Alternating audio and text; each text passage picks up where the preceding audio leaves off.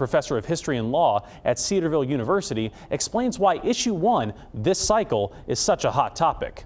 Issues that are statewide, local, even down to the level of cities and towns, those are the ones that hit us where we're at most immediately. In many ways, this policy may have a greater effect on them because it's going to impact how your political boundaries are drawn into the future. Dr. Lee Hanna, political science professor at Wright State University, says that Ohio has an extensive history of what's called gerrymandering, in which political parties manipulate electoral boundaries to favor a certain group during an election, which is demonstrated in these maps from the past 5 decades. The difference in drawing in that township versus another township can really flip from a place being safely Democratic to safely Republican. Those who are for Issue 1 say that the Citizens Not Politicians Amendment would effectively end gerrymandering and put power back into the hands of the people. If passed, Issue 1 would create a 15-member redistricting commission made up of Republicans, Democrats, and independents,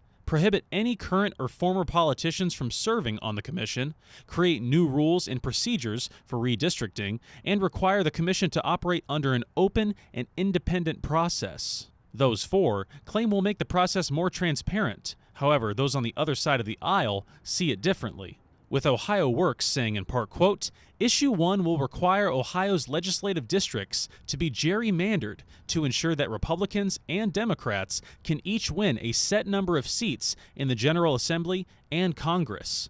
Issue 1 grants these unelected commission members with virtually unlimited power to spend Ohio tax dollars with no control from Ohio voters. The polls will open tomorrow morning at 6:30 a.m. and you can find the latest information on Issue 1 on our website, Dayton247now.com.